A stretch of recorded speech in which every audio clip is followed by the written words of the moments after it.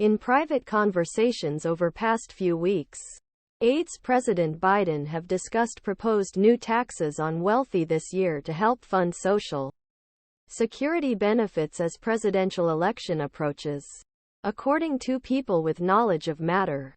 While former President Donald Trump has vowed to protect Social Security if elected, some advisors on Biden's team believe that even though such a plan has no chance of being passed, pressure to increase funding for the program could help highlight the contrast between Democrats and Republicans over economic policy.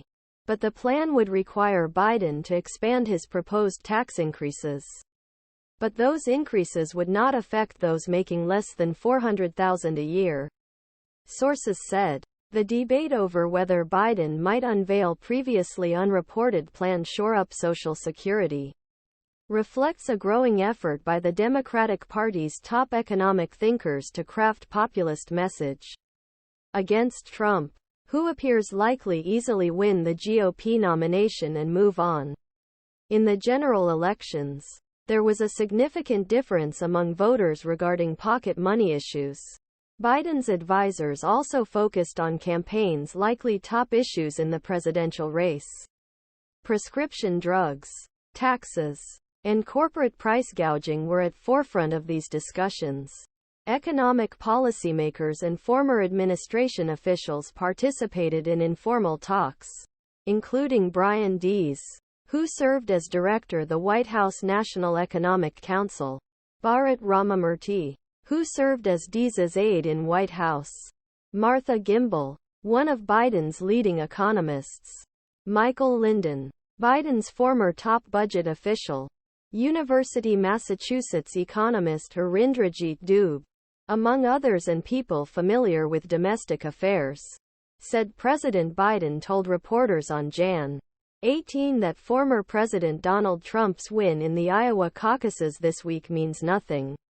Biden's advisors say the president's campaign message will emerge more clearly after his State of the Union address and subsequent White House budget proposal, both expected in March. But voters remain unhappy state of the U.S. economy, with Biden's campaign and White House officials already grappling tension between emphasizing his first-term accomplishments and setting new goals to be met in his second term. He showed surprising endurance and strength. They're trying to figure out the second-term agenda conversation. One of the big questions here is how far forward and how far back do you look, said an outside consultant briefing on internal deliberations. Yes, his actions need to be a big part of the pitch. So what are you going to tell voters who may have abandoned Biden? Give us 4 more years because we have a lot of work due?